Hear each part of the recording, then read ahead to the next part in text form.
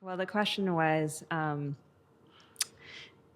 if you want to kind of figure out how somebody thinks, you ask somebody, why do you think people voted for Trump?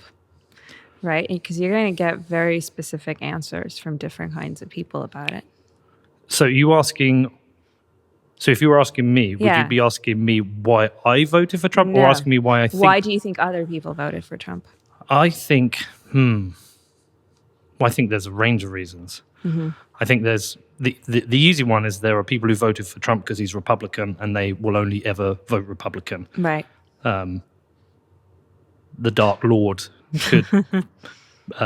could get the nomination for the Republican Party, and they'll still vote. Yeah, they'll still vote. So there's those. Let's forget those. Let's talk about the swing voters or people who might have always been Democrat voters. And I think, again, there's a range. I think some people voted for Trump because they found him refreshing and interesting. I think some people voted for Trump as a backlash to how extreme left parts of the Democrat Party have become. I think some people voted for him because they thought he was funny and interesting. Right. So I think there's a range of... Well, the way that you've already approached the question says a lot about your way of thinking, right? Because you are thinking about the different ways that people think. Okay. Whereas you're not putting everyone in this like one category, where some people are probably going to answer the question, say, because they're dumb or they're racist, or right? And that says a lot about how they think. And it's a lot harder to, say, have a great conversation with them or change their mind or have that open-mindedness, right? If they're seeing, they're pegging such a huge group of people as one. So I think it just gives you like a sense of how somebody might think. So that's why I thought that might be like a good question to ask people to get a sense of how they, approach things in the first place. Yeah, it's a really good question. But then I guess in doing this job, if you're a person who interviews people, you're either somebody who is within a niche camp, and therefore you interview everyone within that niche camp. Right. So I'm arguably in a Bitcoin niche camp and historically only interview Bitcoin people, but I'm trying to get out of that. Yeah. I find that keeps me in this like restricted box.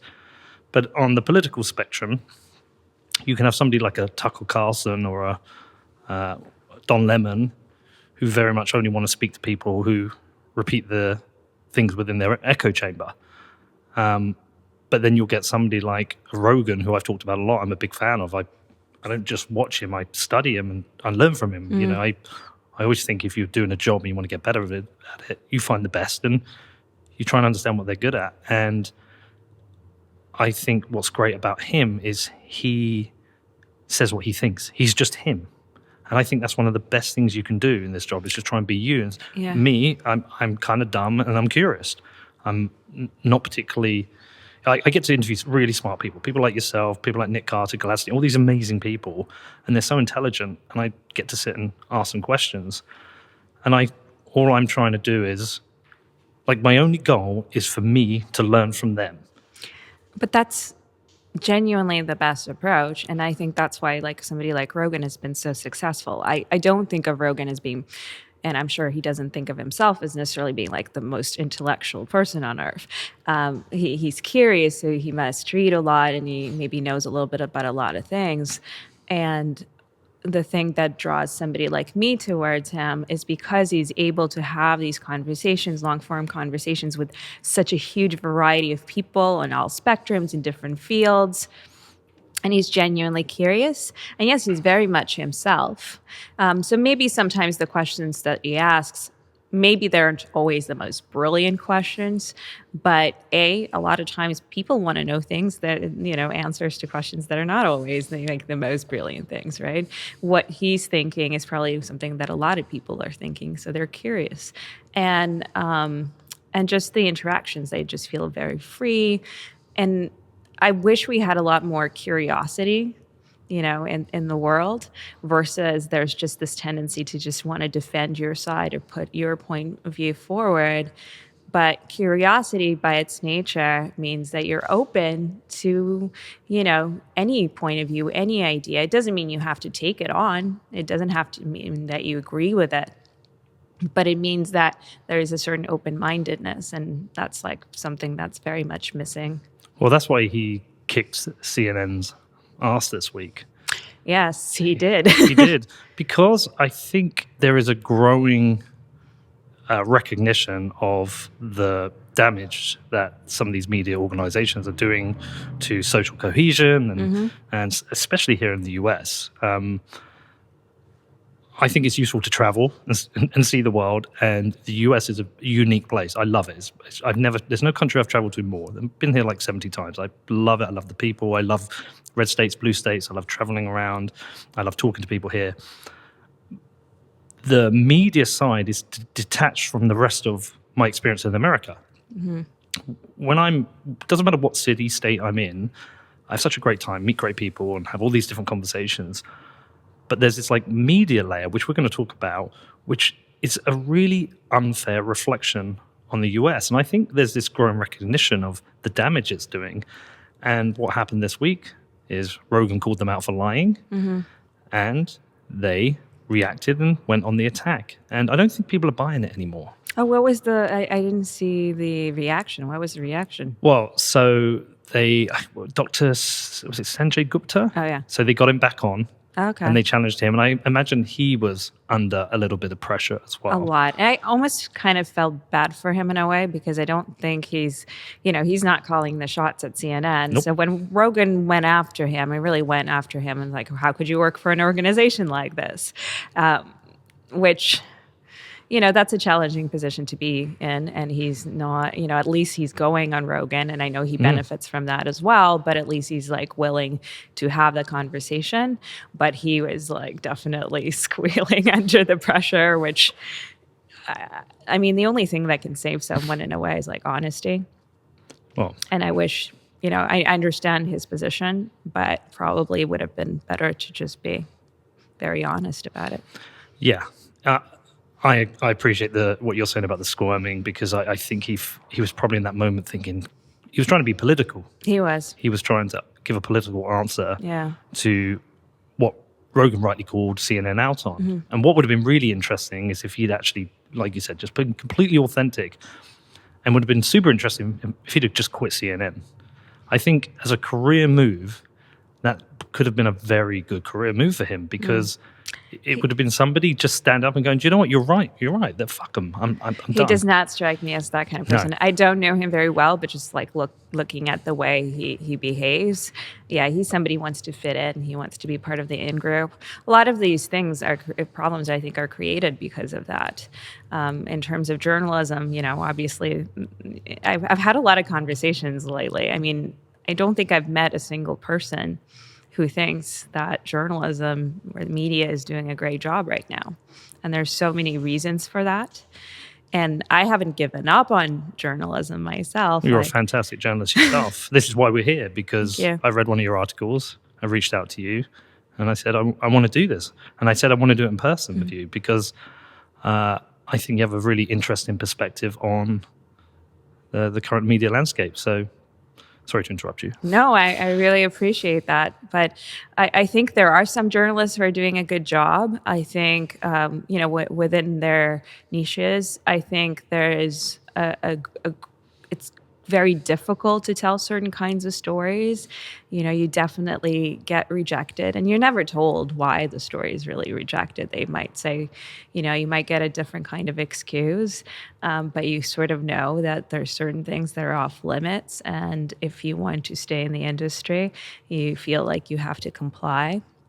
And I've been pretty upfront and honest about what I think of the media landscape. And the reason being is not because I hate journalism or journalists, quite the contrary. You love it. I love it. And I want to see it improve. And that's the thing. Like, even in politics, like a lot of people say on the left, they are unhappy with what's happening within their political system. But sometimes that pushes them further to the right, although the right has kind of become more closer to the center as of recently, for the most part. But, they do get pushed to these extremes, versus I think it's more important to have that responsibility to try to fix what's in your house, basically. Well, I think good, honest journalism is one of the most important jobs in the world. Well, then that should be the goal, right? Journalism should be A, about curiosity, and two, it should be about getting as close to the truth as possible, right? And how do you get as close to the truth as possible? You have to look at things and dig at things from different points of views. You have to gather as much data as possible. You have to ask the right questions. And if you don't do that, you sort of fail. And often journalism has become something where you're like supporting your own point of view, which is fine, but it's called an opinion piece, right? And that has a place. I think it has value. But, often I'm reading something in the news section and it's clearly an opinion piece. It even has the voice of the author. And a lot of journalists openly say that they are, they basically call themselves activists. Right. And it's not a hidden thing. It's like they're very upfront about it. They're very proud of that. And that to me, it goes so far away from what journalism should be. And, just because you're looking at different points of views and you're challenging yourself with different questions doesn't mean you then take on just any point of view. You try to find the strongest ones. And that's something that always really bothers me on talk shows. If you go and say, a Fox show or a CNN show, they all do the same thing. So they'll have a token person that they'll bring on that will represent a different point of view. So CNN is going to have somebody who's conservative, and Fox is going to have somebody who's on the left. And usually they'll pick somebody who's maybe not even the strongest person, right? They'll pick somebody weak. And what that does is so that they can win their argument, right? And that has zero value, because in order to have a strong perspective on something, things have to be challenged, right? They have to do battle with each other. Something that I'm like a big fan of is like ideas always have to do battle with each other. That's why in any conversation that I have, if I have a particular opinion on something, and I certainly do have some opinions. You got a few. I got a few. Hey, guilty. And what happens is that, I want people to challenge my point of view. I want really smart people to do it. I want them to do it in smart, in respectful ways. I've learned the difference. Okay, so not on Twitter. Yes. And I think it's important how that comes at you. The discourse does have to have some level of mutual respect. But go ahead and challenge me 100%. And why? It's actually a gift to me. It's a value to me, because if you challenged me and you challenged me, either if I win that challenge, it reinforces my point of view. I have a stronger belief in it. I have stronger ways of backing it up. Or maybe I'm going to shift a little because my point of view isn't supported as well as I thought, right? And the ability and the fact that I'm now closer to the truth, that's a gift. So I love that, and I love that about Milton, Milton, who wrote Paradise Lost. He was a devout Catholic, and yet he was talking about, the devil, and he really encouraged challenging the Catholic religion for the very same reason. And at that time, I'm sure it was not very popular, but, I think he had some goodwill on his side. I've not read Paradise Lost, but I was into an old heavy metal band called Paradise Lost. Oh, yeah. Well, they were clearly inspired by the book. But I mean, it's the devil, right? And the idea of the devil is already, it's like the challenger, right? And a lot of religions, some religions do see the devil as like evil and all that kind of stuff. But really, like, I prefer to take a look at the devil in the sense of like the challenger. Mm-hmm. And the challenge, it's so necessary. You have to have that in order for things to grow and get better. If you've never had any challenge, how are things changing? So where do you think the breakdown has happened with regards to media and journalism? Because there's a couple of clear things that have changed in society. We've had the growth of the internet, which means before we used to go and buy a newspaper, or you'd watch the news and that would be it, and maybe you'd discuss it with a friend. But anything that exists or happens within the news is now discussed and debated on social media. And that comes along with all manner of bots and biases and propaganda that argues against the points, and it's very hard to try and get to the truth. I think COVID is a great example of this. It's so hard to get to the truth of COVID it's a very complicated subject with multiple strands. Where do you think the breakdown has been? And I'm going to talk, after your answer, I'm going to talk to you about a video I watched which did talk about this. Okay. Yeah, I've obviously thought about this a lot. I think there's a lot of factors, and but I'll sort of hit the key ones, and some maybe I don't even know. But one, I mean, I think the internet has definitely been a massive reason for this. The financial aspect plays a big role. So, in general, when, back in the day, you would pick up a magazine or a newspaper, and everyone sort of read the same things to an extent, but also they would read it cover to cover. So, for that magazine or newspaper to have subscribers, it had to ensure certain quality. When the internet came along, everything became about clicks. And then the economy of, they were always struggling. But the economy of it is this. If you want a really good article to be produced, all you have to pay a writer pretty decent amount of money because you want to get a good writer, and also it's going to be a certain length. It's going to, take a certain amount of research. So that costs more money. Now, the other article you can produce is one that maybe has a clickbait headline, copies another news source, is very sort of shallow, doesn't take any time to produce. It's going to cost a lot less money, but it's actually going to get more clicks, so it's going to make more money. So that's fine. BuzzFeed. Yeah, exactly. So all those but they've all sort of moved to some extent to that model. So some magazines or publications that still care about their overall image, they might produce better content. So something like the New Yorker or the Atlantic or something like that. Yeah. But yeah, most of them, no. And then a lot of people don't even read the full story. And for a little while, I taught a high school class of all things. I taught media literacy. And I asked the students, where they get their news sources from. And in reality, right now, they're pretty much reading headlines and little bits and maybe things on social media, and then hearing things from their friends or family. So they're not even reading the stories. So that has a huge impact. Yeah, it's the incentives have changed. So there's a really great video by Andreas Antonopoulos. I'm going to put it in this show notes. I'm going to send it to you. But he talked about how the news is now broken because of the economics has changed. These big newspapers, magazines used to have massive, city office blocks full of journalists, working hard at producing their content. And yes, it still then might have been not as accurate as it should have been. But at the time, people could really spend the time doing proper journalism, proper work. But with the advent of the internet, there's so many more competing sources for eyeballs that the money being able to pay to fund journalism is essentially dropped. It's been a real struggle for these companies to monetize themselves. So he talks about that. The incentives have been broken. I also think there's another thing. I think Roger Ailes has a lot of fault to be put at his door when he launched Fox News for Murdoch. The whole story is like, all we need to do is win the Republicans. If we win the Republicans, we have half the audience. We can let all the other news stations fight over this, and that stopped there being the kind of center-based news reporting and balanced news reporting.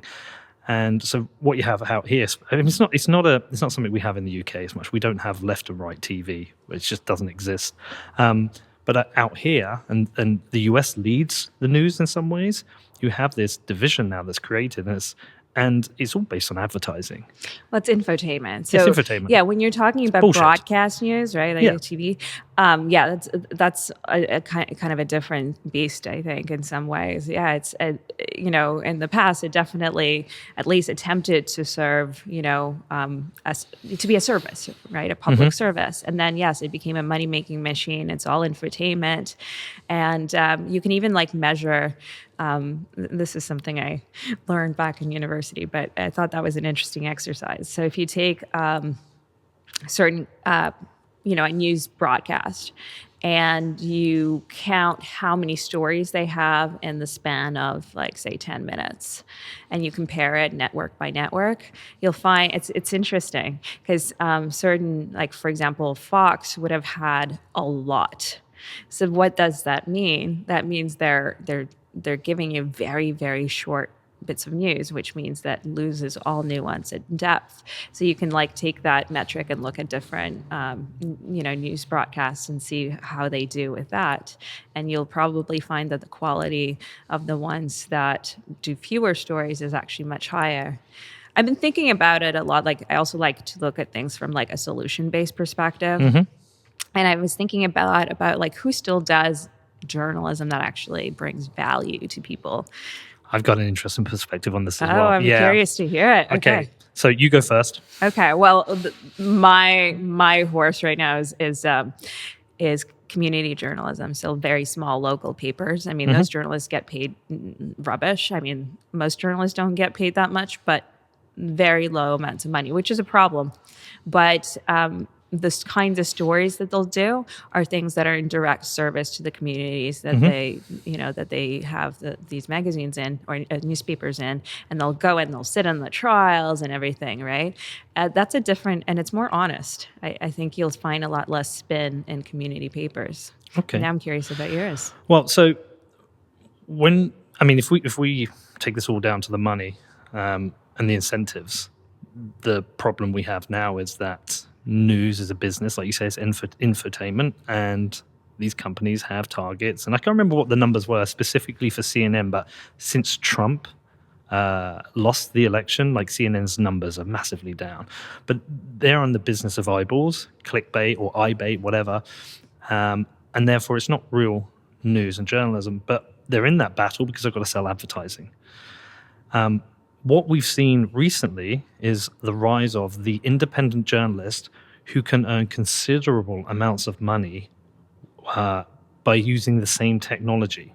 So the technology which has destroyed the traditional newspapers is the same technology that can enable a You, a I, a Rogan, a Greenwald, a Taibbi to go out and earn considerable amounts of money. I mean, I don't know what a journalist earns.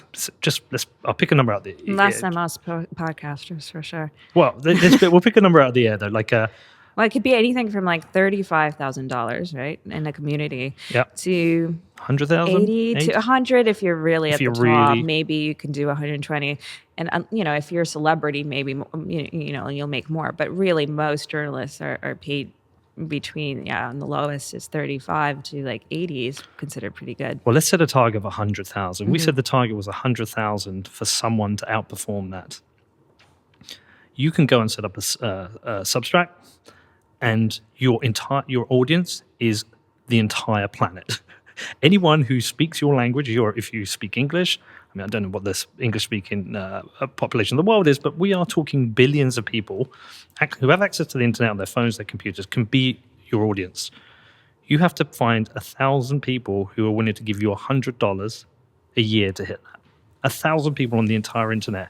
You can get onto Twitter and you can discuss your ideas.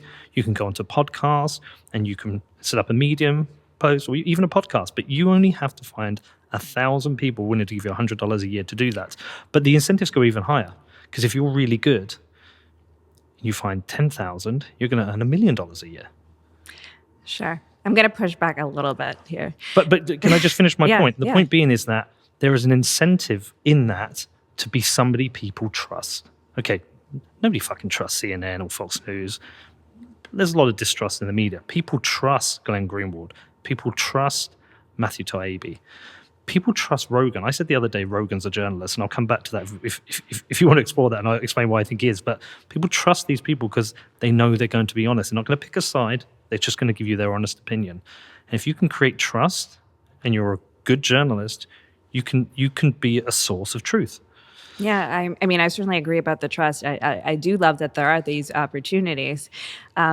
In terms of the financial aspect of it, so while some people have been, incredibly successful with it, it's really difficult to build a following from scratch. So a lot of the people that you named, there were people who already had a little bit of prominence, and for someone like that to go and create like Glenn Greenwald, that's very different. They can become completely independent in that way, and they're going to have that financial support, and maybe they'll even make more money than they would have at a traditional media outlet. So that works great.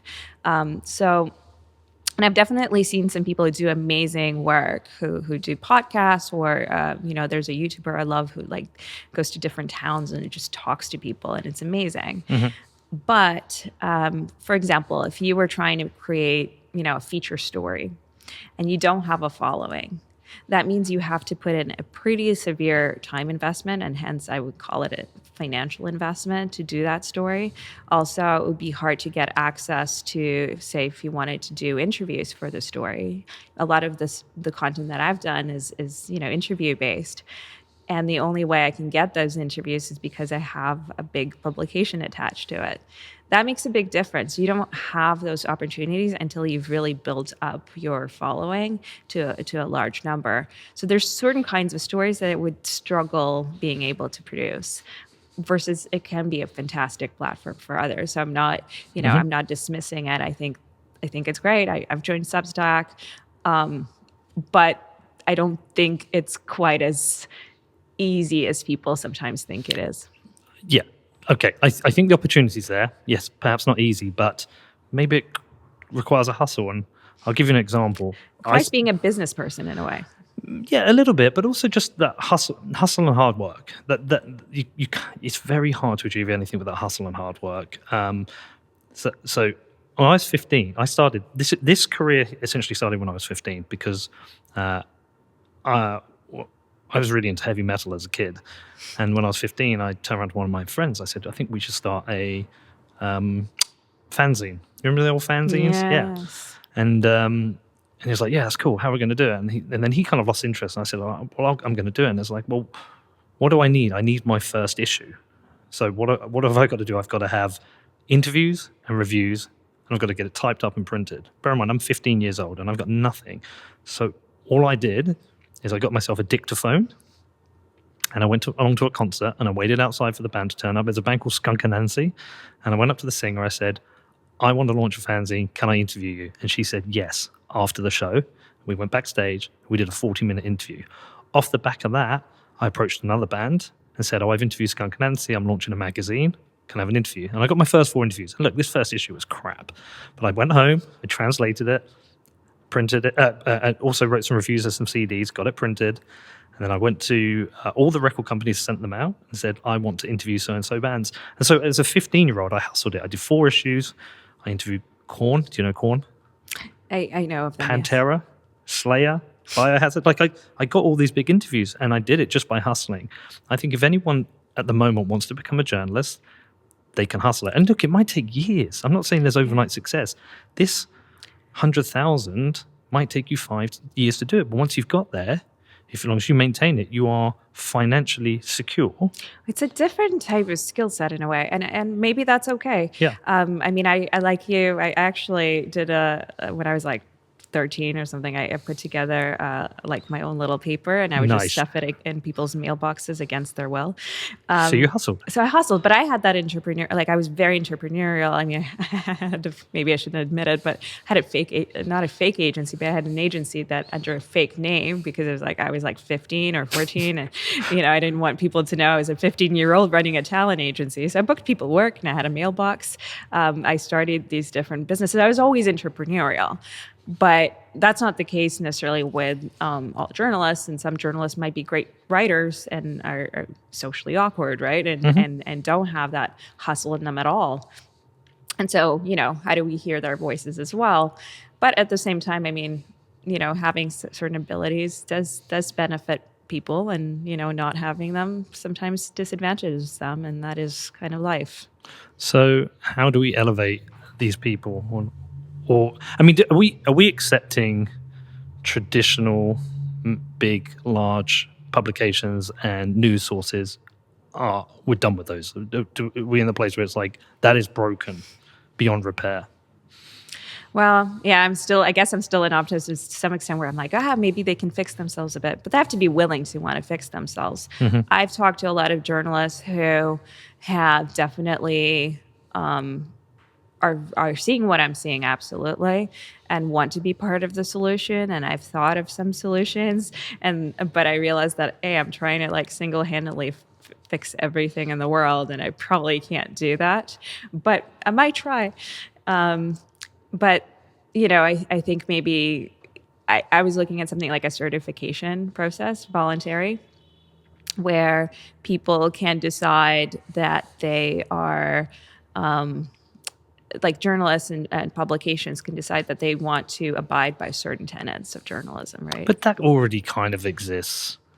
They're already journalists. There are already They standards. don't exist. Well, but will get a certification from this other like nonprofit organization. Maybe it's a pipe dream, but that was my best stab at this. Is like, okay, if a publication really wants to serve the public and be seen that way and change their reputation, and if they say, okay, we this is what we abide by, and they can lose that, right? Like, so they're being tracked. It's voluntary, but they can lose the certification if they don't abide by these tenets.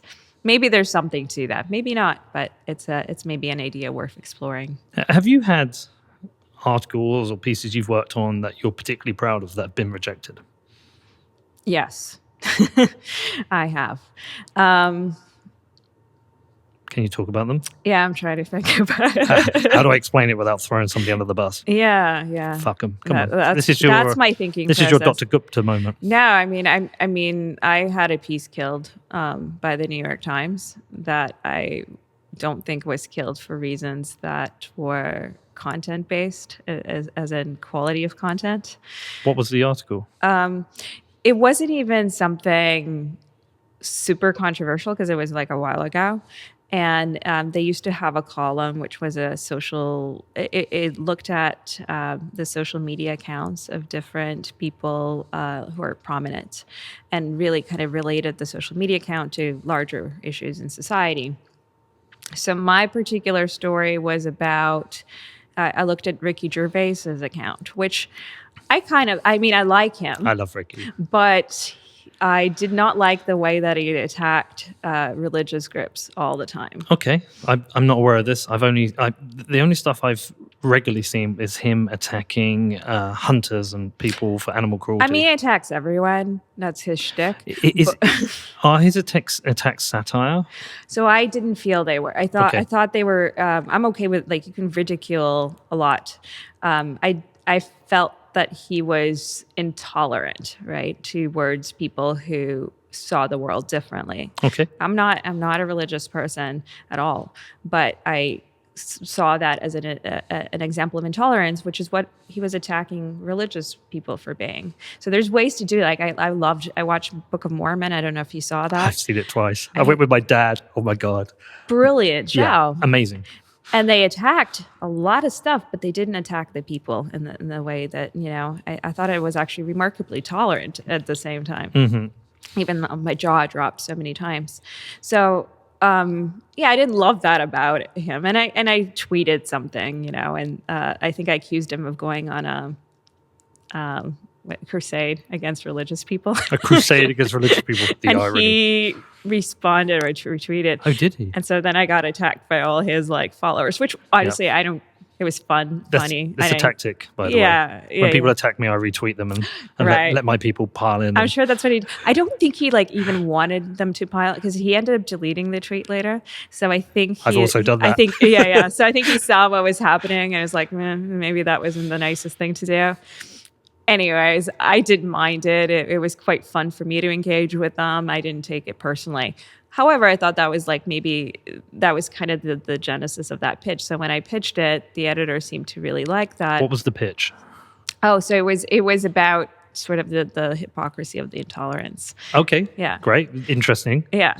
And so I wrote the piece. At first, I didn't mention the whole interaction that I had. Okay. And ultimately, the piece ended up getting killed. But the reason that I was given, even though they asked me to write in the whole interaction. The reason that I was given is because I had a personal relationship with Ricky Gervais.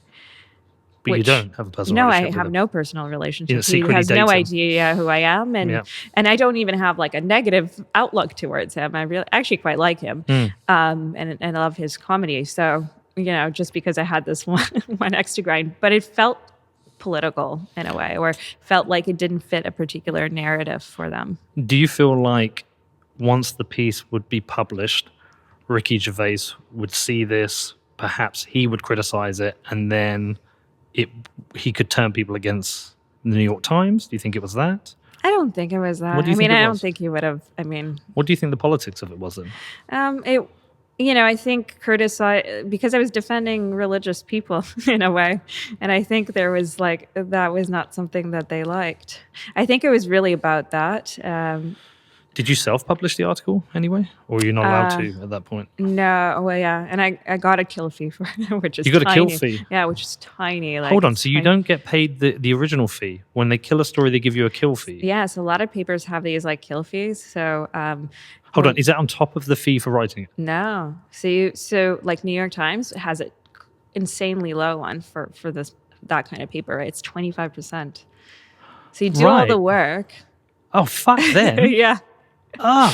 Fuck them. Pretty awful, yeah. This is why you need to go out and independently. I will be your first subscriber if you haven't got any yet, and I would say go out and do your honest work. I did start a Substack, actually. How many have you got any subscribers? I have some subscribers.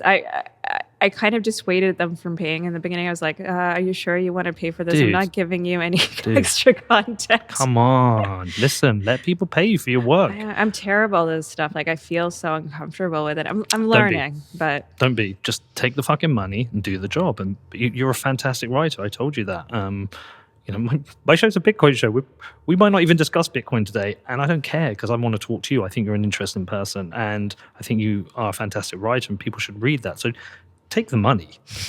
People listening are going to sell it to...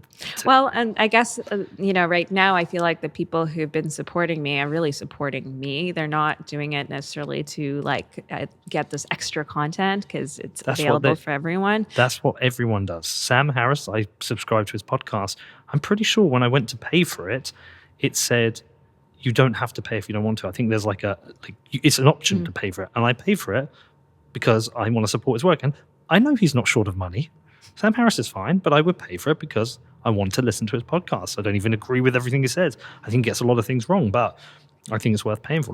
Take the money, whether it's to support you or to get the content. It doesn't really matter. If someone wants to give you money, they're enabling you to go out there and be an honest writer. Yeah, and that's the thing, to be fully independent. I mean, that was the pipe dream, right? Because I've always, for a long time now, I've been wanting to be able to say what I want to say and not feel the financial consequences of it, right? Mm-hmm. And that, I kept thinking, okay, what kind of side business can I start? I thought maybe a coffee shop. If I get canceled, I'll start a coffee shop or something so I can generate income and then I can do what I want. So I always had these little dreams and ideas because I wanted independence. So yeah, these platforms are great for, if somebody does find that they have a little bit of an audience, that they can be supported financially. That makes a huge difference for sure. It's almost like a decentralized news media in some ways, in that we have this growing number of independent podcasters and journalists, which I think are competing now with the networks. And I think they're winning. Go back to the point of Rogan. The reason I said I think he's a journalist is that funny area between entertainer, interviewer, and journalist, in that I think he does the job of a journalist sometimes, the way he works on a subject. And I don't agree with him on everything. I fundamentally disagree on some things and fundamentally agree. But what I do know is when he sits there and he interviews someone, he's going to ask honest questions because he doesn't give a fuck. He doesn't care if he's getting... you can't cancel him. Doesn't matter what people try and do, they can't cancel him. And people... The people who have a protective shield around them that they can't be cancelled, the more people we have like that, the better, because they're going to answer the big, honest questions. Well, and the less they care, the less anyone's even going to try and cancel them. I mean, Exactly. the worst consequences is like if you apologize or you're just very like, oh, I'm so sorry I used this word. Oh my God. One Sorry, of the China. words, I have a word. I'll go on the record on this word. It's a hill I'm willing to die on. What's a what? There's a word that drives me crazy is the word. Basically, if you say the word crazy, it's like you're an ableist. I'm not calling anybody crazy. Crazy is a very expressive word. I'm like, I had a crazy day. I feel a little crazy today. But these words are My kids are driving me crazy. My kids are driving me crazy. But now, like, if you say... My ex is fucking crazy. Yeah, it's a great word. Yeah. I'm not retiring this word because some people think it's ableist. I have the uttermost respect for people who are struggling with mental health. It has nothing to do with them. Like, it's this constant thing of, like, you can't use certain words. So crazy being one of those words, and I've seen it so many times. You can't use it. You can't use it. I'll fucking use it. Well, good. So am I. But I've seen it so many times where somebody will use that word. The mob will come after them and say, usually kind of politely, they'll say, you know, this word is actually ableist, so you might want to use other language. And then the original person who used the word said, oh, I'm so sorry. Yeah, I will do my best. I'll do better. And that's... I mean, look, there are times to apologize. There are, absolutely. And there's times to admit you're wrong. I know that. I've had to apologize for many things, and I've had to admit I'm wrong many times. But that's fine. I always think it's a quality. Somebody said to me, "Son, a man who can't change his mind can't change anything." And it's a bit cringe, but like it always stuck with me because I was like, okay, if you're wrong, admit you're wrong, but don't apologize for the wrong reason. Apologize because you self-reflected and you said, "Yeah, I was a dick. I was wrong." It's the perfect example was like, who was it? Was it John Cena, who was like criticizing China, then went back and apologized? Clearly had his arm turned, or everything that happened with the NBA in China. It's like, it's fucking bullshit. We have to consider why someone apologizing, right? Back to the money. Yeah, it's money, it's social standing, wanting to be good, wanting to be seen as good is actually the bigger thing, right? A lot of people want to be seen as good. And you know, I completely agree. If you've messed up in a real way, yeah, you reflect, you apologize. But if you haven't, then never apologize. Never. Well, what's more important, to be good or to be honest? Great question. I wonder, actually. You know, I mean, I haven't been asked this question. So. Okay.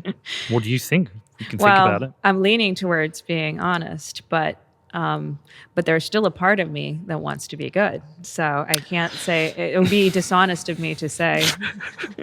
Well, there's sometimes you're being dishonest is the good thing. Parenting is one example. Sometimes you have to be dishonest with your children to be good towards them and, you know, shield them from certain things. But generally speaking, I think it's really important to be honest and, you know, completely honest. It's one of the problems I think in our political system is that we expect to have these infallible characters, and then when we find a flaw in one, then not we, because I don't want it, but people just want to attack them, break them down, and ruin them and destroy them.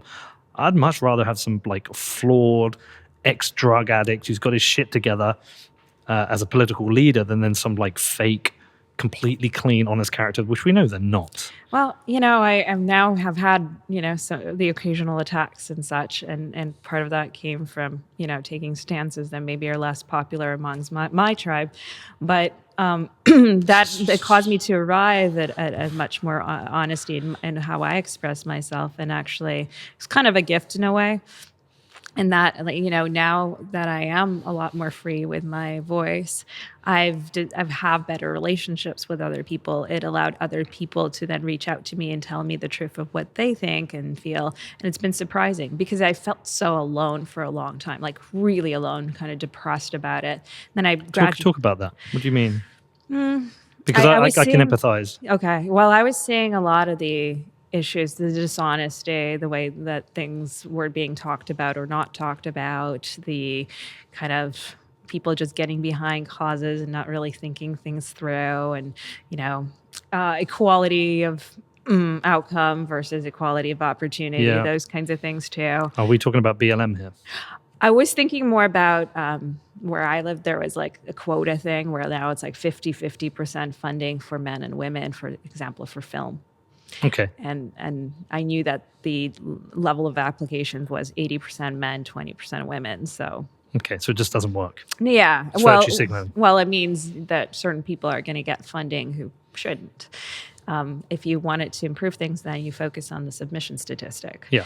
But when I started talking about these things more honestly, like in person with people, I thought I was gonna get crucified at the time, but actually people had more honest conversations with me, and actually I found out that a lot of people were seeing these issues. They were just so afraid to talk about it. This crippling fear that a lot of us feel. I mean, I felt it. I still feel it very much. I feel it. I don't feel like I can say just anything. I'm not in that position yet, but I try to speak as much as I can, as honestly as I can.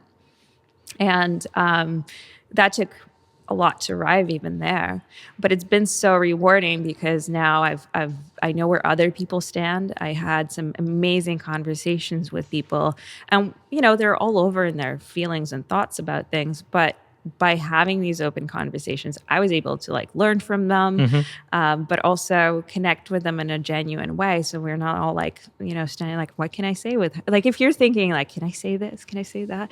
You're not having a genuine, real relationship with another person, right? Yeah, it's a really good point. Yeah, I mean, I fully empathize with that point. There's things I've wanted to talk about in the past that I have been worried about. I mean, there's one at the moment. Like I was even talking about the other night with somebody. Again, it's a Bitcoin podcast, but I do touch asymmetric topics. I talk about governance. I talk about the drugs war. I talk about general economic situations, human rights. When I say I talk about it, I talk to smart people about it. I ask them the questions.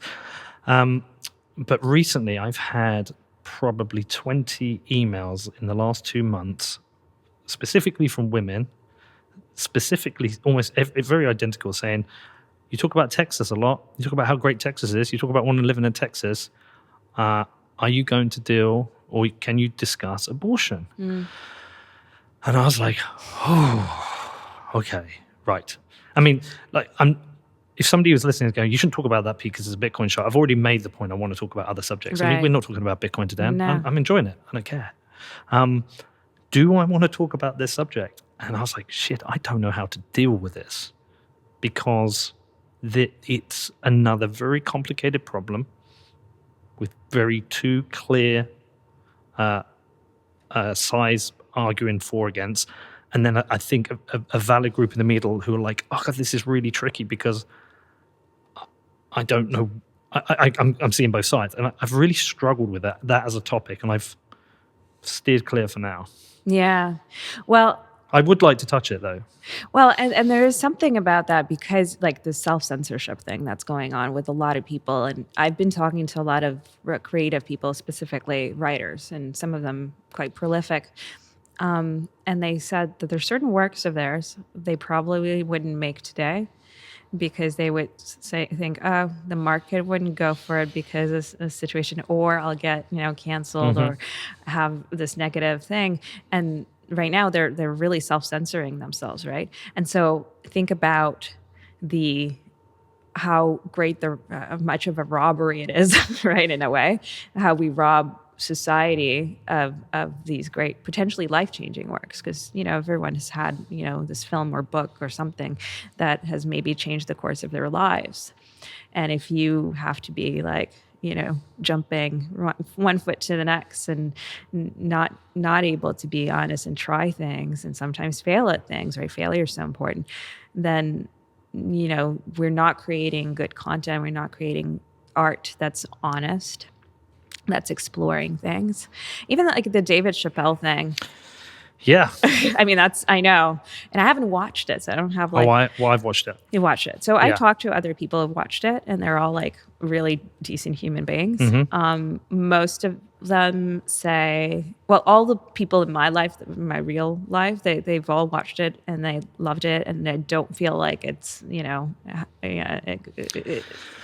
tricky. It's tricky. It's really and tricky. Some people do, right? And I can understand that as well.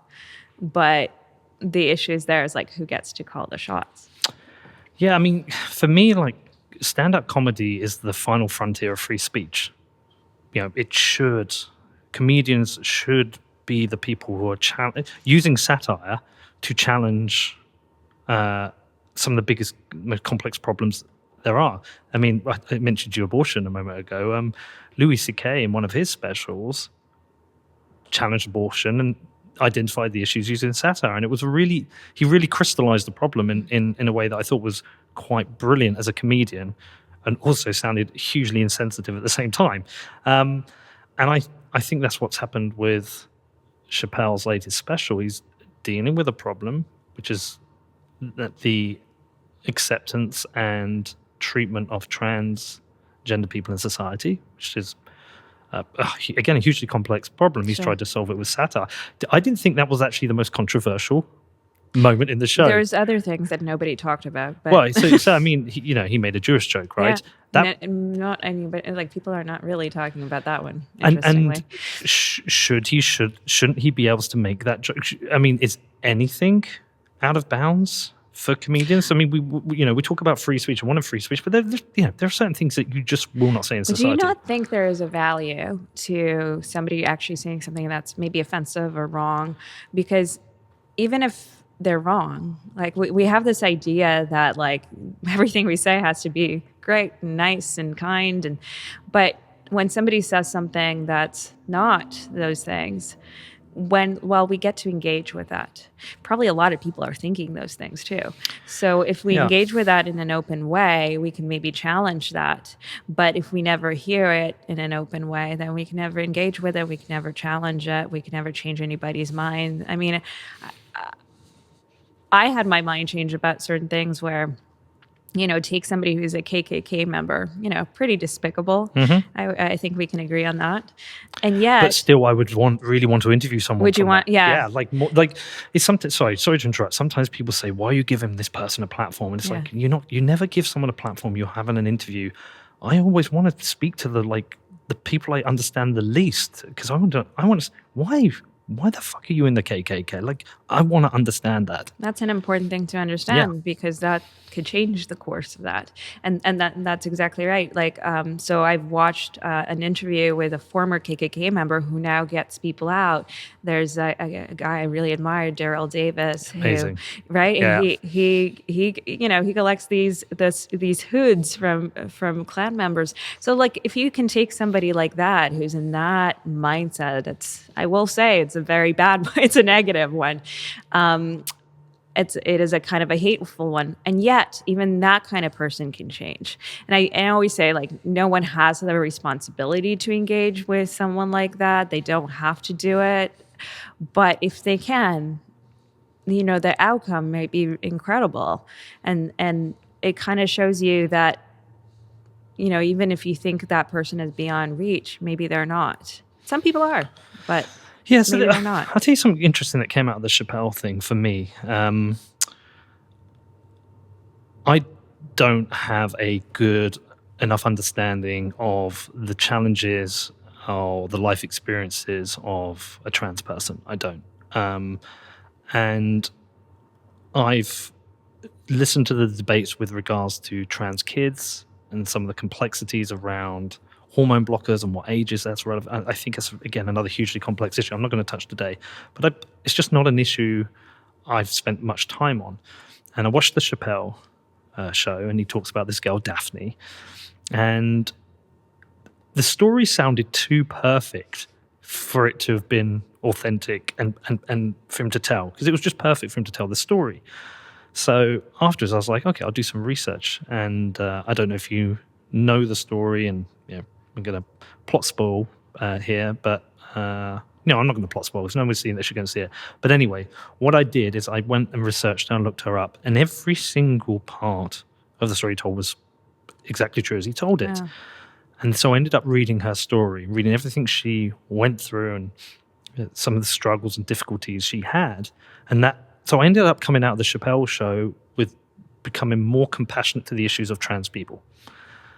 I heard that a lot, actually. Yeah, and not, I wasn't like raging. I didn't have some, because it was when I was in Vegas, I was chatting to some people about it, and there were two people with diametrically opposed views on it. One said it was brilliant, one said it was awful, and it was encouraging violence upon trans people. And again, I don't know if it does. I think actually it depends on who's listening. If somebody's predisposed to be that kind of person, they might be. I mean, that's the same thing as like violence in movies. And apparently statistically, they looked at it and they said that actually, for example, we have more violence in movies and games and everything than ever before. And yet actually statistically, the crime rate, violent crime has gone down. Yeah. So it's interesting. So yeah, I've come out certainly more compassionate to the issues of trans people and wanting to understand it more and probably at some point interviewing somebody so I can better understand it.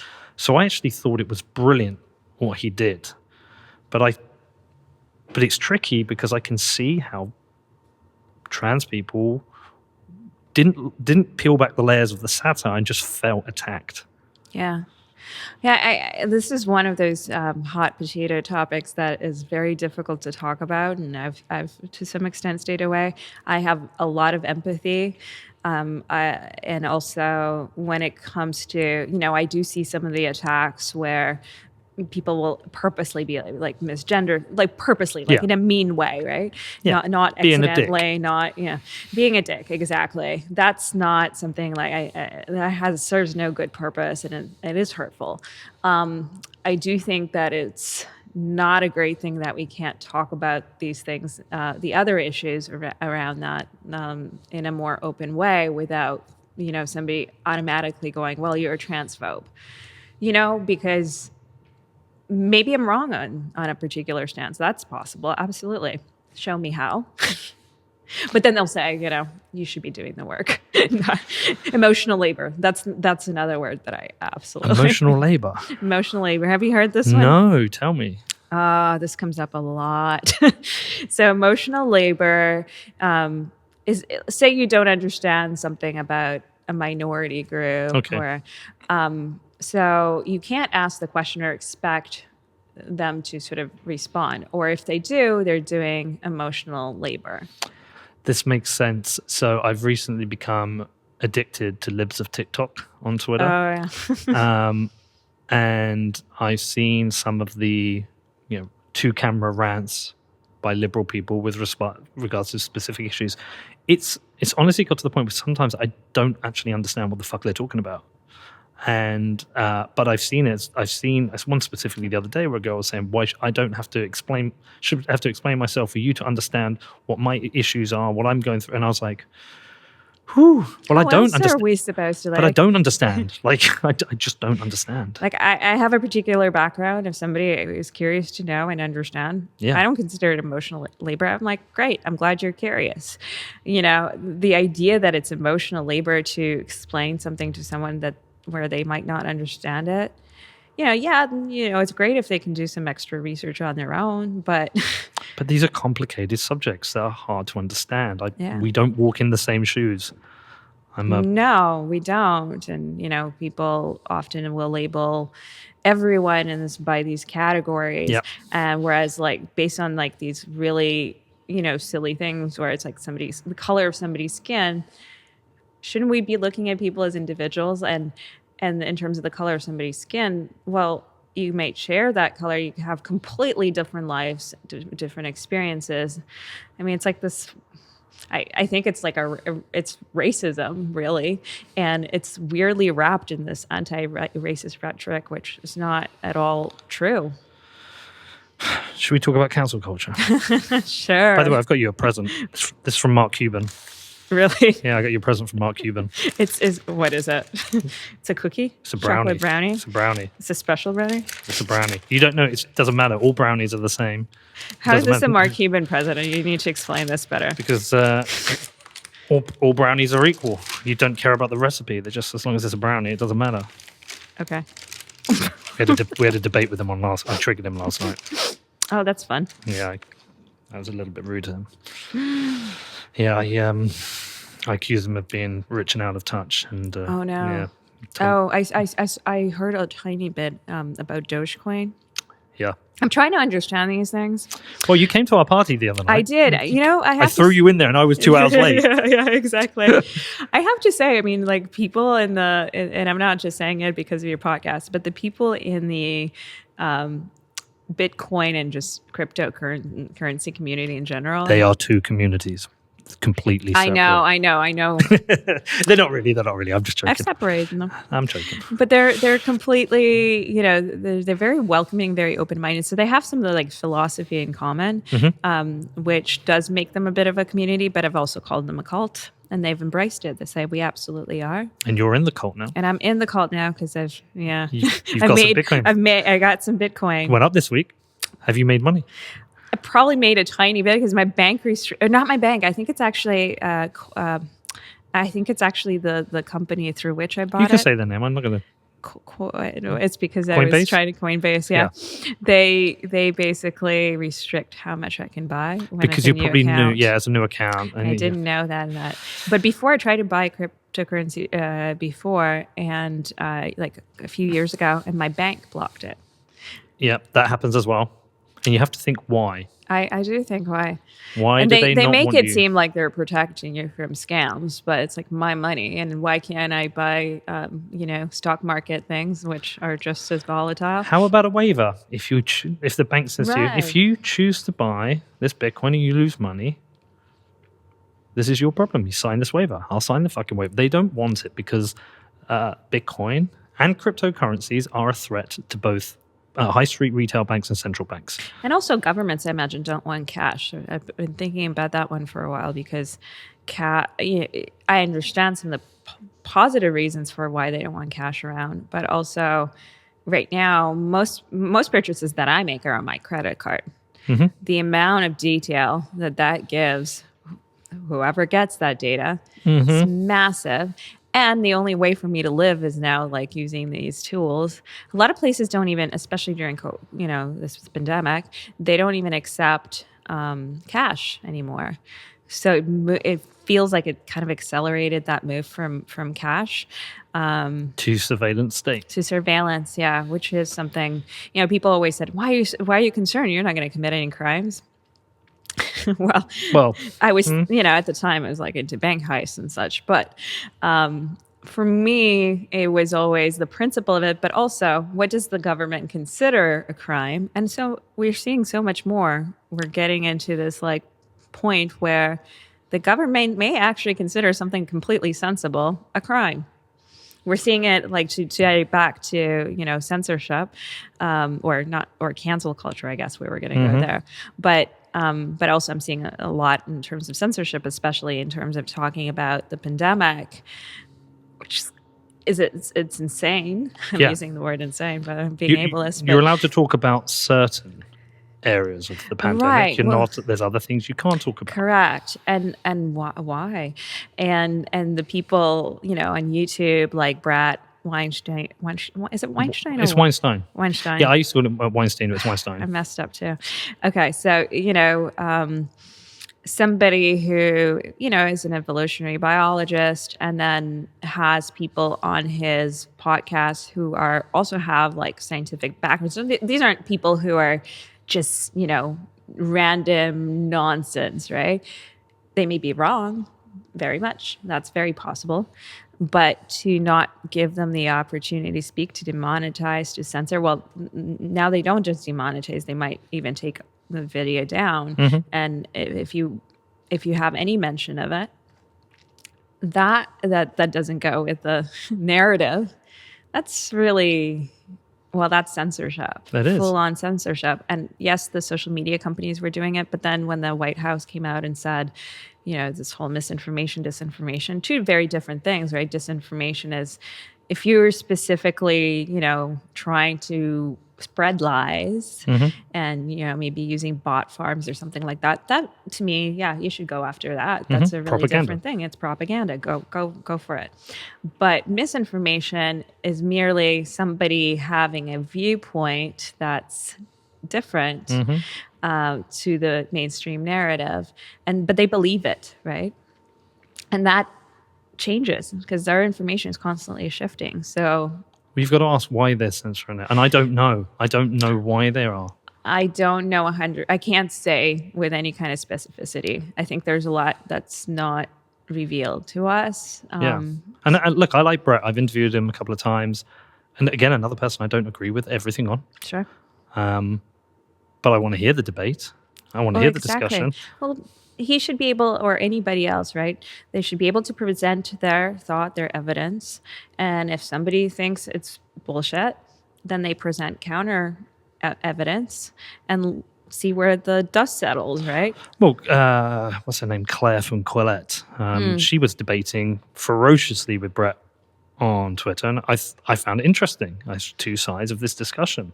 And so, yeah, I don't understand the censorship, but that's why I bring it back to the Bitcoin. It's like,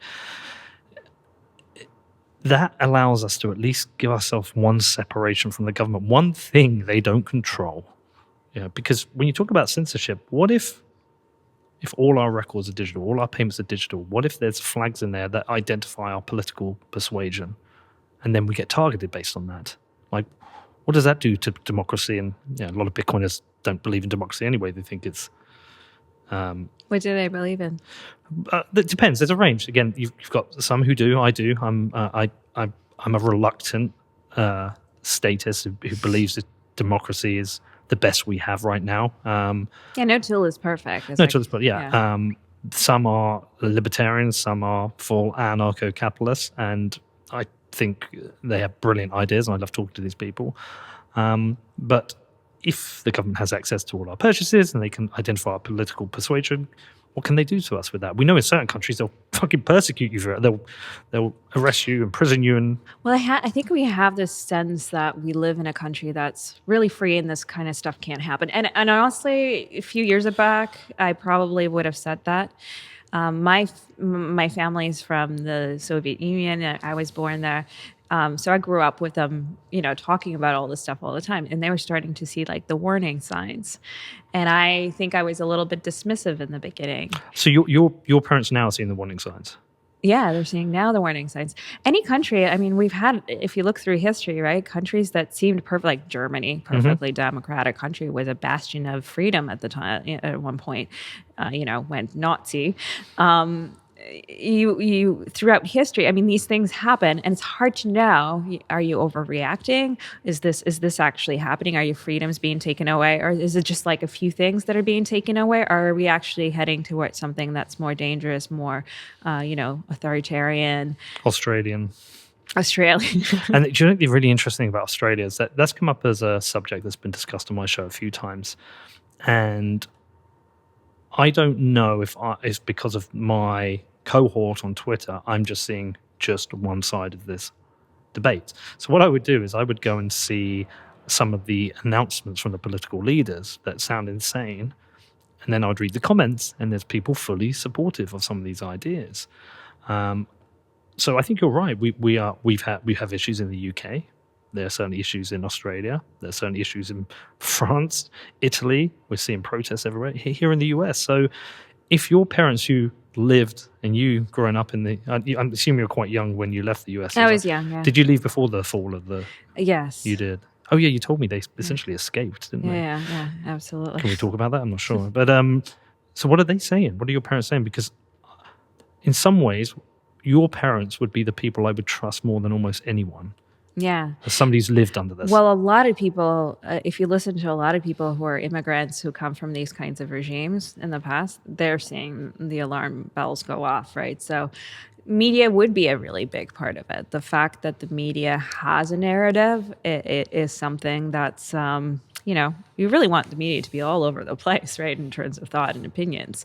When it's not, when it's kind of like in this weird agreement, something is a little bit off. You're seeing, what the government is telling you versus what's true. Mm-hmm. And we know that there've been, blatant lies. It's like a fact. I can show it to you. Yep. So, there's definitely a lot of propaganda going on. Well, do you think this censorship... Division is another huge thing. Do you think this censorship across social media, therefore, is this recognition that is probably, in some ways, the most important media to control and the hardest one to control, in that you're trying to control the opinions of lots of individuals as opposed to large media organizations? Do you think is your assumption there's some connection between government and these large media I am. Well, we know social that media. there is, right? If they're sending lists of who to, to consider as a misinformation spreader, and they're saying this is what the facts are, and this is what you should be doing. Of course, they're already interfering in that process. Which is, really alarming. Also, I would say there's a level of like self-censorship that's going on that's just equally as dangerous, and you're seeing that, and I think a lot in this one does tie into cancel culture, because what I think you're seeing is a really rather small group of people, but a very dominant and loud group of people kind of dominating the narratives and shutting everyone else down because people are kind of scared.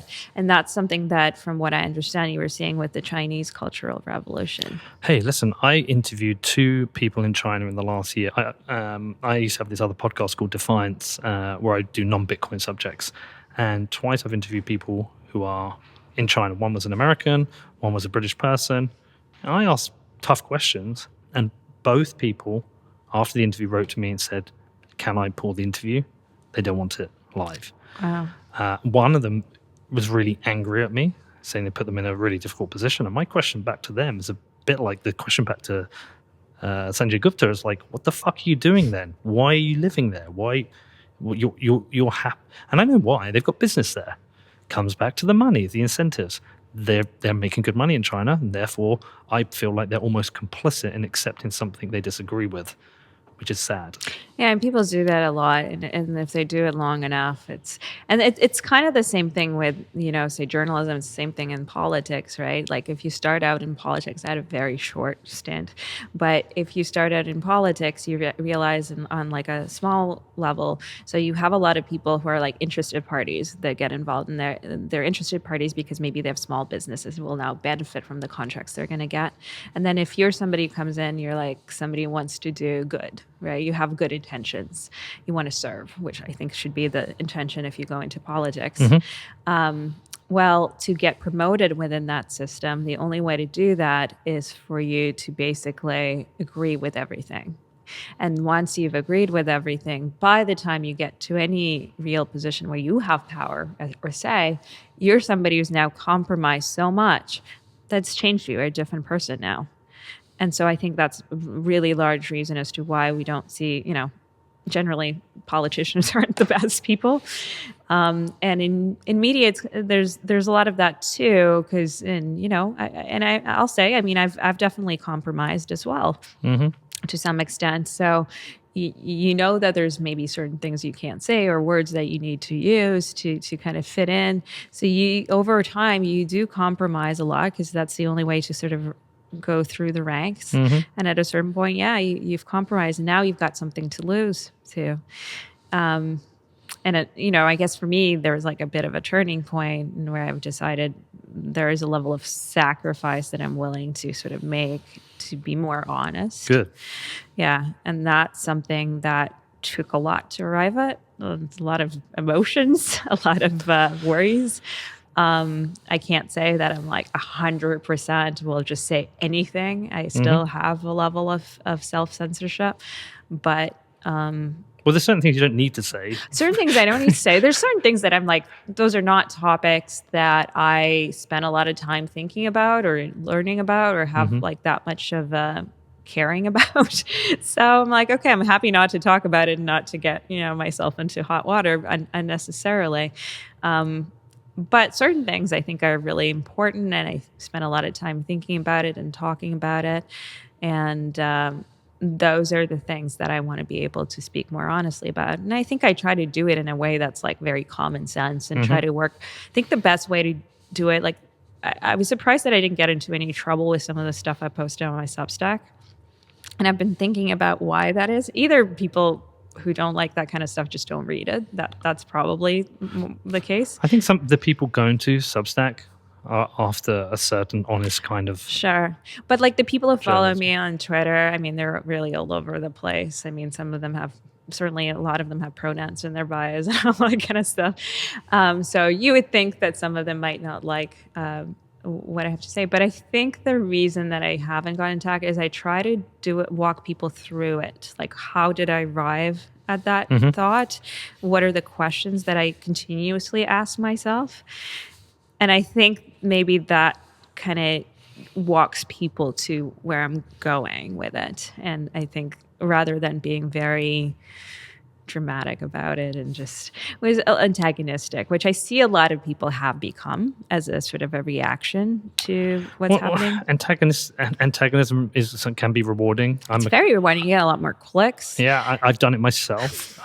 Did it this morning. I was trying to antagonize Mark Cuban, but well, I'm probably never going to be like massively popular because I don't do that.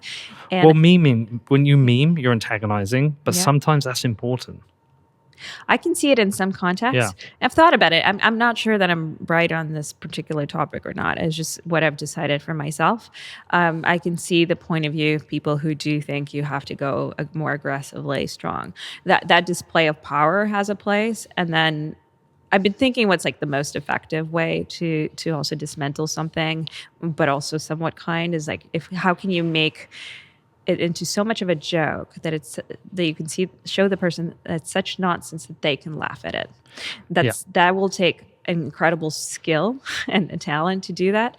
But that's the most powerful thing is like, how can you show that person that they're being ridiculous without causing them to lose face and allowing them to laugh at it themselves? Well, as somebody who's on the receiving end for a lot of this, and got a lot in the last 24 hours, what I would say, what has worked for me is what doesn't work. Personal insults just do not work. No. Well, what happens if you mock, with the vaccine, a lot of people who are like, going after anti-vaxxers, some of them genuinely even believe that like by mocking them, they'll get vaccinated. I'm like, no, all you're doing is you're pushing them further away. And when you push someone, when you mock them, when you belittle them, you go aggressively against them, they just get stronger in their own position. Well, and also just personal insults. It's not nice to hear. No, it's not nice to hear. And it's a not nice thing to do. No. So, and I generally if it's just a personal insult, I tend to block or mute. I just don't care. So that doesn't work. Aggression invalidates criticism, I think, sometimes. But what does work is two things work. Memes work because if it's funny. If people find it funny and like if you can laugh at yourself and if you can be self-critical, you can actually say, okay, have they got a point here? Am I being a dick? Okay, yeah, maybe you're right. Yeah. And also constructive criticism. I really like constructive criticism. When somebody's like, do you know what, Pete? I love your show, but I think you got this wrong here. And it makes me think, okay, yeah, maybe you got a point. Well, I used to believe in like full-on freedom of speech. You can say anything to me, right? I've changed my mind. I mean, I do believe in freedom of speech, but in terms of like my own... But you have the freedom to ignore them. I have the freedom to ignore them, exactly. So where I've changed is this. I basically... Before I would engage, I would be tempted to engage with anybody, even if they went after me in a very hostile, rude way. Now I actually kind of shifted my point of view in this. I will engage with anybody who challenges my view, but they have to do it in a respectful way. Yeah, that's fair. Yeah.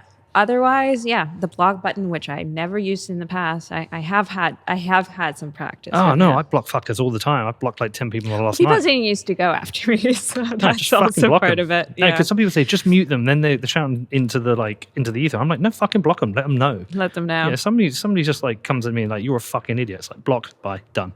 Yeah.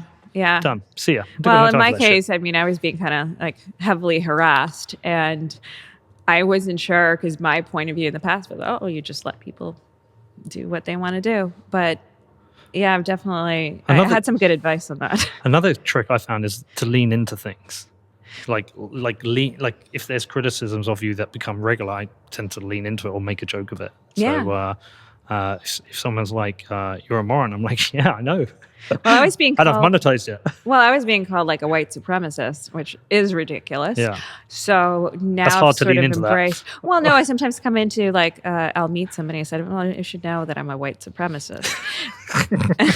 I have this writing group I'm part of, and one day I told them, like, guys, I should tell you, so apparently I'm a white supremacist. And the reaction was like, laugh like over the top laughter.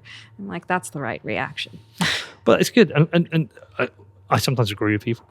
It's really good to agree with someone who's critical of you. And like, you know, like if someone come and go, "You're a moron. You don't understand this," and I'll just reply like facts.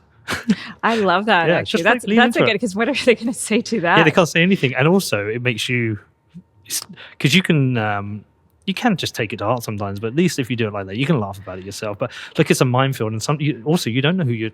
I mean, sometimes I've spent hours arguing with someone with like 12 followers whose avatar is like a blue banana or something. It's like, what the fuck am I arguing? This could be someone who's mentally ill or like angry at the world, and you know. So sometimes you can waste your time in a bit. The filters on Twitter are also great. If you take the filters down to get rid of people with no profile, people who've just joined, people who you don't follow, like get rid of all that and just keep your day free. Yeah, I've actually been surprised. There have been a couple instances where it started in a bit of a hostile way, and then the person would actually apologize to me by the Were end you of rational it. with them? It's very rational. Be Yeah. rational is a good thing. Yeah, I think a good tactic is like really over explaining everything to someone, just walking them step by step.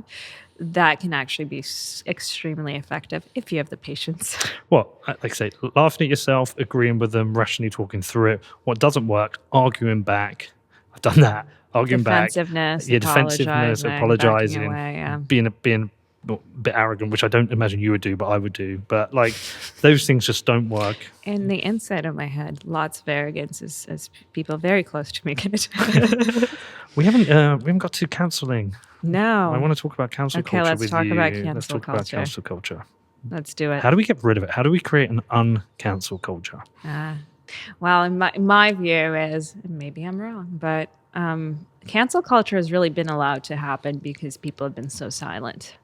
So I think we need to really empower people, like give them a community. You know, like I think a lot of people have been canceled, have found each other, and are like a community together.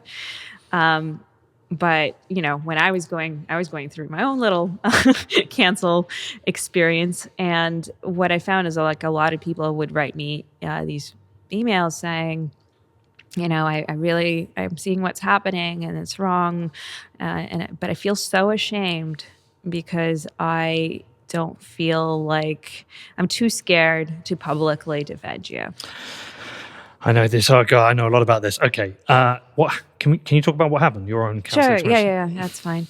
I mean, I did write about it. So I ran a group for women writers, women and gender nonconforming writers. It was an offshoot of a bigger group, and I had about 30,000 members. It was on Facebook, and it was just like a private group. But at this point, they've outed themselves. So, okay. What was the goal of the group? It was called the Binders Group. So part of it was like because it was binders full of like women. They thought it was like, you know, had to do with that. What's his name? The guy who was running for office and said he had binders full of women, Republican. Oh, yes. Yeah. I know what you mean. Yeah. But anyways, it was a helpful group. There were many offshoots. My particular group that I launched was just jobs, right? I only allowed job postings. That's all it was. And sounds highly controversial.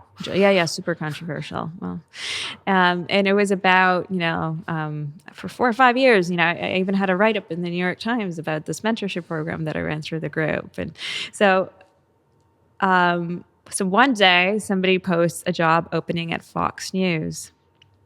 And that person just got this massive pylon. And she's even like very apologetic about how she posted it. She's like, you know, we're trying to change things and bring more diversity on. She just like personal attacks. So I posted a message saying, hey guys, like let's not have personal attacks and let's keep politics out of this group. And, you know, we had a lot of coming apart. Let's come together.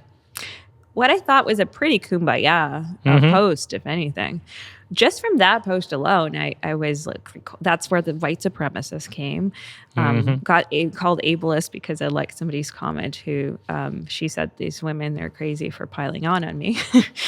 I forgot. It was very raw at the time. Now it feels like so silly and distant. But when you're in the fire, and it's something I sometimes say to people who maybe don't have a following, it's like, when you're attacking someone and joining the mob, the one thing you don't understand is what it's like when the internet comes after you. And even though it's not real world and you shouldn't give a fuck, and I give less of a fuck over time, when it first happens, it's rough. Yeah, well, it was really rough. And there's like a lot of things that happened with it that I never even really talked about because it just was kind of mindful. I didn't want to turn into like a victim narrative. But it was, yeah, people started harassing me,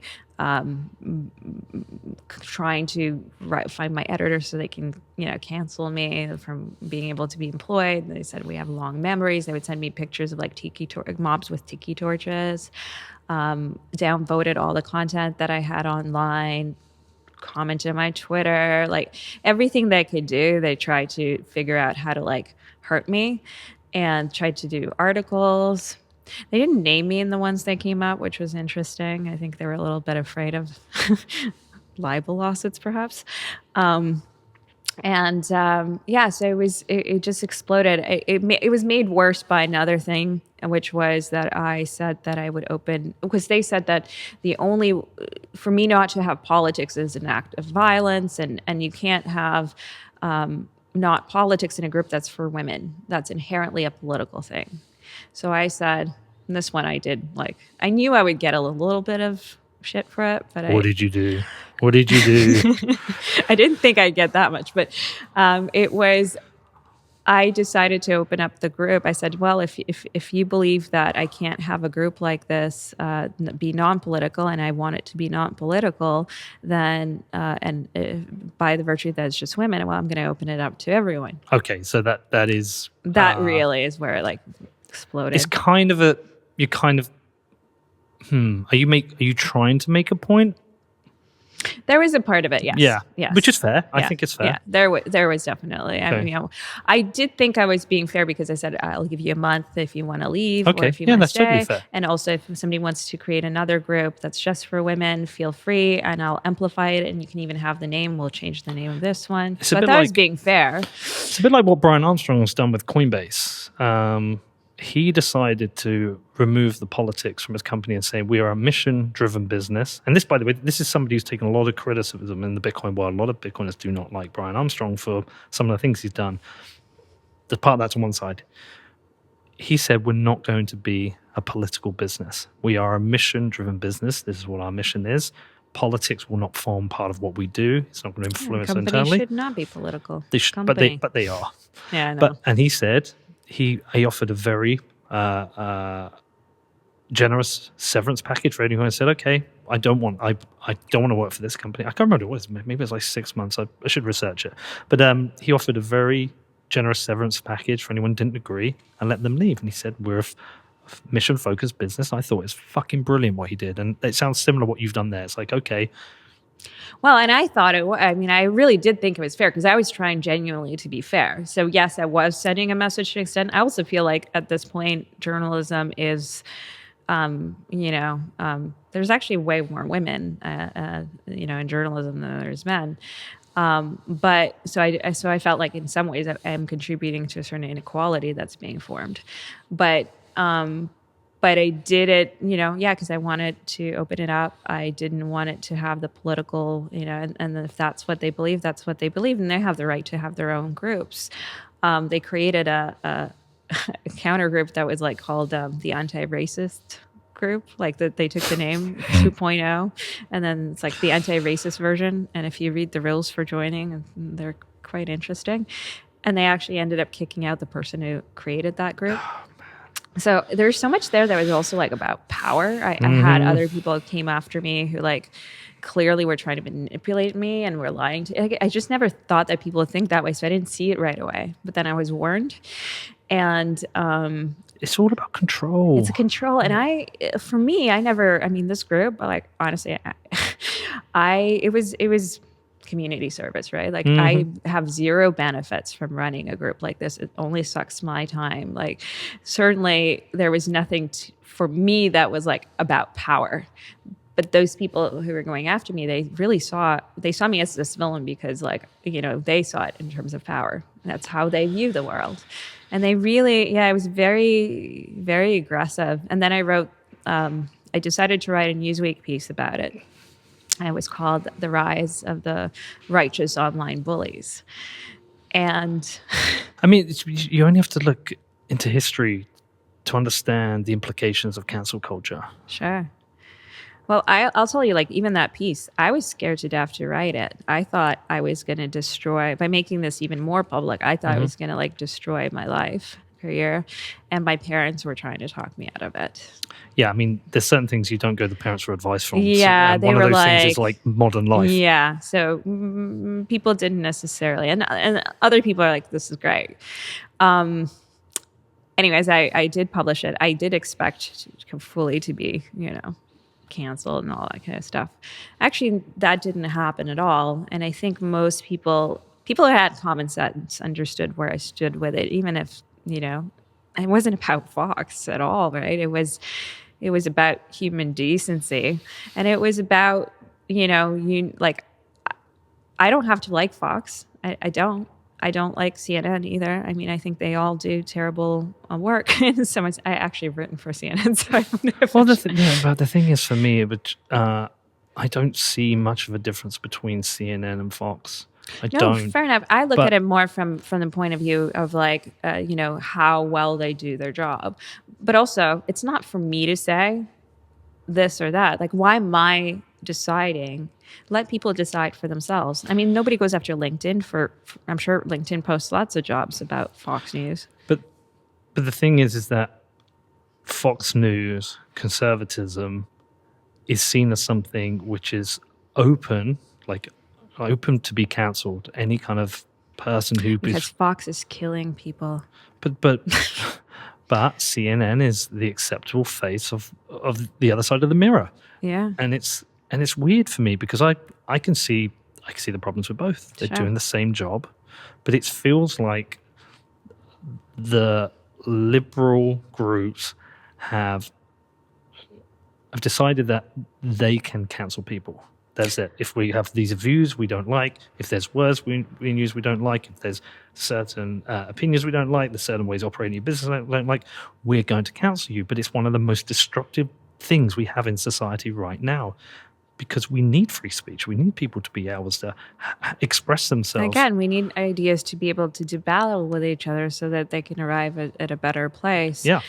And yeah, I mean, I've tried to understand the points of views of the people that feel like Fox is responsible for killing people. It's a little bit difficult. Well, I understand that they can be causing harm in the sense that they're spreading, false information and such. But do we need to talk, with those people, do we need to talk about, I think it's the New York Times reporting for the Iraq war? Yeah. Let's have the uncomfortable conversations. Well, that's the thing. You're right. It's very one-sided. Yeah. And that's the thing. You should be able. I think somebody tried to call me out in a public forum, and it took me a little while to realize that that's what was happening. So I started answering her question, not realizing that's what was happening. But the way I was going to answer her question, because she thought that Fox was doing these terrible things, and I'm like, okay, cool. What are these things? And let's address those things. Like, are they printing false facts? What about other publications that are trying to be rational? I know.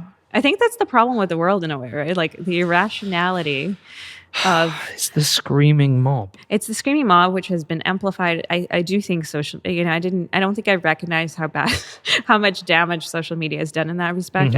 I did see it I saw the positivity of it too, and I still do. But it's also, it has created this mob. I'd love to talk to a psychologist about this, because mob psychology is really fascinating, but usually we think of mobs as out in the streets, and people behave very rationally, very differently than they would if they weren't part of this mob in the streets. You look at, sports riots and things like that. But now you're in this, in this online digital age. Perhaps there's something similar to that psychology. Perhaps something does happen that causes people to lose that rationality, to join these forces and find this, there's this weird desire to have this consensus. Things are complicated, right? there isn't just one answer for a lot of things. There's a lot of things I'm completely undecided on. Like we were talking about abortion earlier on. Like I can very much I used to only hear the religious argument, but then I've heard some other arguments that are not based in religion at all. And actually they're fairly rational. And ultimately where you sit on that side of the debate, it's going to be to some extent just emotional to your core value, way of feeling. Well, I always think the debate it's not a debate. It's not a pro-life, pro-choice debate. I think it's a time debate. That's all I think it is, because I think a lot of people do, actually. Yeah, because if you speak to most people and they say, like, I'm pro-choice. Okay, so what do you think about somebody who is 9 months pregnant and they're due to have a cesarean tomorrow and they have an abortion today? It's like, well, no, they shouldn't be doing that. It's terrible. So the debate is... Yeah, I don't know a single person who is pro-life who thinks that some... Well, there are some exceptions. But if we're talking about, like... Separate medical...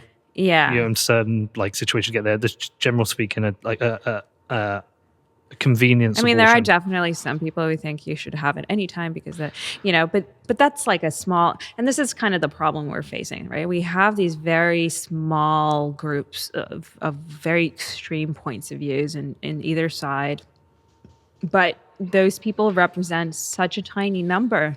But because their voices have become so loud, they kind of run the conversation. Have you heard that term, the 80% exhausted? Oh, yeah. Yeah. There's an article I tried to get out. It's like 10% are extreme left, 10% are extreme right, and everyone else is the 80% exhausted. And it's these two who are fighting and arguing and deciding everything that we're all having to put up with. Yeah. And that's probably where the council people are. But it's absolutely, this is what I've come to believe. Because at first it feels like you're like, yeah, everyone's against you because there's so many people, right? But I counted how many people left my group, because my group is still going. Actually, it is still for women, because I've decided that, it is how I've created originally. And I did try to be fair in that way. I tried to not let the other people sort of the loud voices dictate, but the sensible people I did listen to. But with that one, so I had about 30,000 members. When I counted how many people left, it was 1%. Yeah. It's loud. tiny. Yes, loud, the loud, aggressive. And that 1% is so powerful, right? Because even though they really should hold no power, it makes people feel like they're A, majority, B, they silence everyone else. Everyone is completely terrified. Like when they see it happen to you, like you can say anything that's slightly wrong and bam. They're scared of the bully. But these generally are, I think, quite stupid people because they don't understand the historical context of their behavior of counselling. Right. You only have to read a few history books to understand the historical context of counselling and what it actually means for society. I want to know how we... Look, I think there's certain things that you can be counselled for, and I think perhaps they're okay. Certain... There are. Yeah, certain laws being broken or certain laws or abuse. You know what? There's people who it always gets conflated, right? It's like they call it accountability culture. It's not the same thing. If somebody literally, does something horrible, right? Like truly abhorrent. Yes, there is consequences. I mean, that's not usually what we're talking about.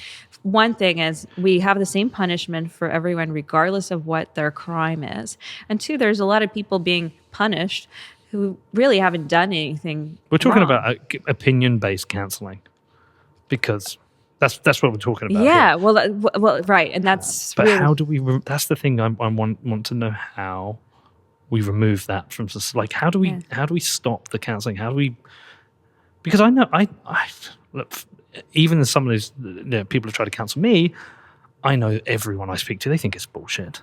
They think this is bullshit. Like, how do we end this culture? Well, I think there's only a few things that I can think of right now. So one is like, yes, like people have to not be afraid to stand up to the bullies, right? Mm-hmm. That's the only way to end a bully, right? Takes us back to Rogan, right? People were willing to lead from the front. Correct, exactly. And two, there are people who are maybe in positions like you hear all the time, like academic positions, for example.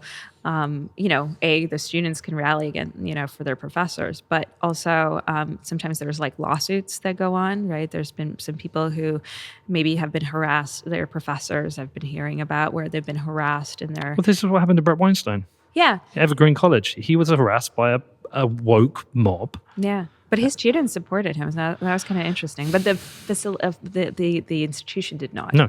This is the difference. I talked to a lot of people who face these things lately, and some of them have had vastly different experiences. So one person I talked to, basically his institution absolutely supported him, wrote a letter almost like "F you" to the mob. Others took part in the harassment, right? So I was just reading today about this woman at a university where she's suing them for the harassment. And so that's another place where people can like support somebody like that, where they can, financially support the lawsuits, for example. I think you have to. I mean, I had a situation, for example, where somebody was like literally making things up about me, hurting my reputation, slandering me, like blatant, not a misinterpretation, like making it up. And I did consider suing the person. Don't want to go through a lawsuit. It wasn't like an emotional thing. I don't care about her. However, there has to be a consequence for making something up, right? Like that was my feeling. But then you get into the difficult area of free speech because is it made up? Is it like? I mean, I'm involved in a lawsuit myself at the moment because I said some words about somebody which I think were fair and accurate. But that's different. You're saying an opinion. She can say her opinion. She'd say, "I think Katherine is a horrible person," right? Yeah. That's okay. No, mine are accusations of. But are they I can't true? talk about it. Okay, I mean, I think, yes, they are true. I can't talk about it, but yeah. Fair enough. But in my situation, it was provably false. Like it wasn't like you could look at the record. Like there was never anything said. It was impossible for it to be real, true. Like completely impossible. So that was like made up. Like. But this is why you need your own cohort who supports you. Yeah. Do you know what I think is the issue with these people? I think they're the weakest people in society. I think people who go out as join a mob. I think if somebody is a strong character, they can debate. Well, they're seeking power, of course. Yeah. But people of strong character want to sit down, debate, discuss, and work through these people. The people who join a mob, they have weak character, they're insecure, they seek power. And I think they're the weakest people in society. But I just like, how do we change this culture to say, I don't want any more of this. Fuck this shit. But really, like, I personally have come to the conclusion that it is the complicity, it is the fear. And I get it. I don't judge people for it. Like when I had people writing to me and saying how ashamed they were, but they wanted to support, I write them back and I'd say, it means a lot to me. I really appreciate it. And I really meant it. After further reflection, though, I thought about it and I'm like, but that is how we got here. So if we want to change it, it does take a certain like courage. And I never, this is something too. Courage is an interesting word. I thought I would see these people stand up to things, and I thought, man, they have so much courage. And I would try to ask them, like, oh, how did you find this courage? And I don't think it's courage. I've come to the conclusion that what it is lack of courage. Well, I've come to the conclusion that those people who do stand up to things, it's because they have the sense of moral obligation. Yeah. Right or wrong. And that should be what's dictating. So I do understand somebody in a position, especially if they have like a family and a job. I do get it. Hey, listen, there was video footage based in Victoria, Australia, where a guy was saying to the policeman, what are you doing? Like, why are you part of this? He's like, because I've got kids and I got family and I've got to make sure I can feed them. Yeah. Which is a broken system again. It is a broken system. Yeah, so maybe I don't have beyond like that individual responsibility answer and, maybe supporting people if they do lawsuits where the institutions are working aggressively against them and stifling their speech or canceling them. I don't know if I have a better solution than that or suggestion than that. Do you? Well, no, I don't. Yeah. No, I don't. I think it needs more people to stand up and be honest. And I think we are seeing that changing media at the moment, where the individual as a media is taking on the institution of media. Rogan versus CNN, I think, is a great example. I think they've done things to try and cancel him. I think it's like soft cancelling they're trying to do, and they're losing that battle. And I think the more wins we get for the individuals against these fuckers, the better it is. I think the more we talk about it, the better. But I also think parts of society have to play out and crash and burn, so people realize like this was not what Yeah, we were I meant to mean, do. that may be the case. I would like it not to be, but it might have to be the case. For me, I was also told, like, in terms of like my own sort of personal risk with that, is like, you're just a person. You're not going to change anything. You don't have a huge, and you're just going to like sacrifice your own like livelihood and career for nothing. And I guess my answer to that was, so yeah, I'm not like a hugely famous person or anything like that, but when I speak more honestly, when I take a certain position, it does in the little group that I influence, it does change things. And I had people reach out to me who would, they wouldn't feel as alone. Two, there's people who reached out to me and said, I saw this happen and I stood up for this person. Right?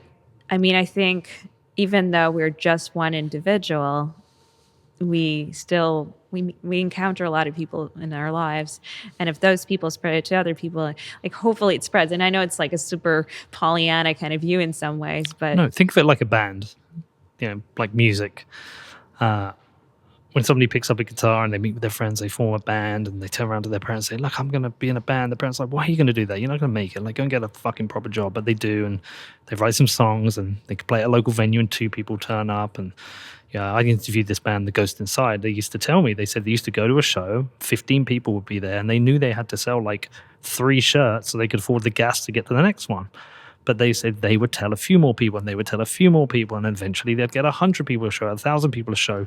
If you stick to your guns and you're authentic, you might start with an audience of 1, and that becomes 5, 50, 100, and then you have your 1,000 subscribers, and you're earning 100,000 a year. That's right. And I have found the other thing with it is, even though, like, say, my Twitter following is not nearly as impressive as yours, but I do have certain people who follow me who have huge Twitter followings, and they often will amplify certain messages. So this is why, like, I've been like valuing Twitter more lately, is because like I actually have the opportunity to reach more people, and the reason those people do it, I think, is because they want to support somebody when they are speaking up against for something, So it's. I think that's an important thing too. So let me ask you a question. Final question. Please. Why do people vote for Trump? Well, there's many reasons. You don't have to answer it. I can, but yeah, there's many reasons. I think that's the biggest thing. It's like, is somebody going to go into a whole list of reasons, or they're going to see that whole group of people as just this one thing? Well, I trust people who look for nuance. And I always try and do it myself, and I fail repeatedly. Even this morning, I was a bit of a shit to Mark Cuban tweeting about him. I built a straw man. I want to steal a man and silk man. There's another term that's. I've never even heard of a silk man. It's this guy. I wish I remembered his name right now. Angel is his first name, but he's created this thing called this silk man argument. I really like how he approaches things. I'm gonna have to read that. Look, it's great to get to know you. It's great to meet you. Thanks for coming and hanging out with the Bitcoiners. I think you will find a captive audience in there for some of your work. I do love your writing. Please tell people where they can find you. Well, thank you, first of all, very much. And now that I'm part of the cult, I feel... You're in. Yeah, I'm in. And in terms of where people can find me, so I'm Mysterious Cat, K-A-T, not C-A-T, on Twitter. I also... still never go by the name Cat, just FYI, because I'm a dog person.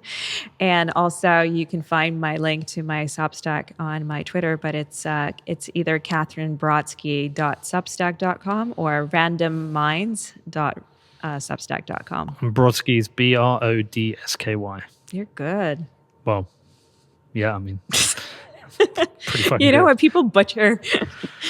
Do you know what it was? It's I looked it up when you were coming to meet us. I looked it up and I was like thinking to myself, how do you pronounce it? Brodsky? If you mispronounced it, I could have said it's a microaggression. Fuck that stuff. So once you said it, then I was like, I just remembered the spelling. You actually pronounced it like perfectly. Brodsky. Oh, I also. Is it like should it be really like Russian? Like, Brodsky? I can't do Russian accents. Brodsky. Brodsky. Yeah, I can't do that. Yeah, role. you know, it's funny. Like I won't say my real name on here, but I have like a legal name that's a little bit different from my Bit more Russian. bit more Russian, and people always like butcher it. And you know, I should start accusing them of microaggressions. But really, I'm like, yeah, I'm half unsure how to pronounce it myself because I say it so rarely. Well, listen, thank you for coming on. This was awesome. I wish you the best. Stay in touch. I'm sure we're going to hang out again and speak again in the future. But yeah, keep doing what you're doing. And I look forward to the things you write in the future. Thank you so much. It's fun. And I'm enjoying your show. I've been watching some of the episodes. Thank you. Thanks.